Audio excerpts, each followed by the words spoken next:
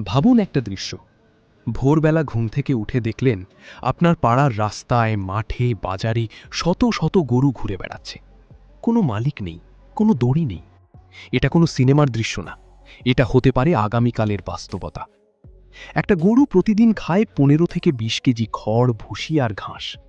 মাসে খরচ কমপক্ষে 3 থেকে 5,000 টাকা।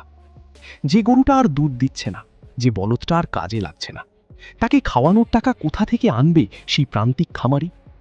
যখন বিক্রির কোনো পথ নেই, যখন পকেটে একটাও টাকা নেই, সে করে একটাই কাজ, গোয়ালের দরজা খুলে দেয় আর গরুটাকে তাড়িয়ে দেয় বাইরে। এরপর যা হয় সেটা একটা চীন বিপর্যয়। রাত 2টো, আপনার মা হঠাৎ বুকে ব্যথা অনুভব করলেন। কাঁপতে কাঁপতে অ্যাম্বুলেন্স ডাকলেন। মাকে তুলে নিয়ে ছুটল হাসপাতালের দিকে।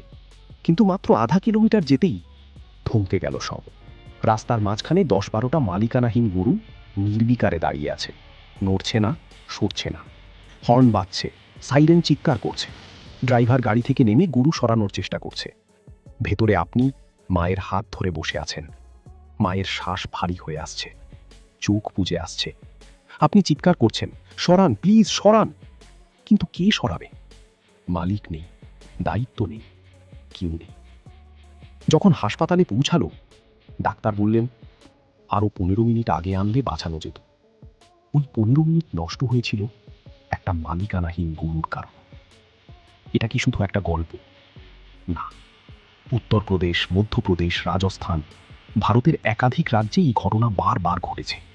খবরের কাগজে এসেছে, তারপর চাপা পড়ে গেছে। মালিকানাহীন গরুর দল ফসলের মাঠে ঢুকে পড়ছে। সারা মৌসুমের পরিশ্রম এক রাতে শেষ। শহরের বাজারে ঢুকলে সবজির দোকান তছনছ। ছোট শিশু আর বৃদ্ধরা সবচেয়ে বেশি বিপদে। পৌরসভার কাছে গড়ি ধরার লোক নেই, রাখার জায়গা নেই, খাওয়ানোর টাকা নেই। গোশালায় জায়গা না পেয়ে হাজার হাজার গরু না খেয়ে মরছে। সেই মৃত গরুর পচা দেহ রোগ ছড়াচ্ছে। নদীর জল দূষিত হচ্ছে। গ্রামের পর গ্রামে ছড়াচ্ছে মহামারী। আর সবচেয়ে বড় ট্র্যাজেডি, যে গরুকে রক্ষা করতে গিয়ে এই সিদ্ধান্ত নেওয়া হয়েছিল, সেই গরুই রাস্তায় না খেয়ে মরছে। সমাধান হলো একটা সুষম নীতি, যেখানে খামারি বাঁচবে, গরুও বাঁচবে এবং গ্রামের অর্থনীতিও বাঁচবে। শুধু নিষেধ দিয়ে কোনো সমস্যার সমাধান হয় না। বিকল্প না দিয়ে কারো হাত থেকে রুটি কেড়ে নেওয়া যায় না। এই প্রশ্নের উত্তর আপনার কাছে কি? কমেন্টে বলুন। আর সময়রেখা, দ্য টাইমলাইন সাবস্ক্রাইব করতে ভুলবেন না।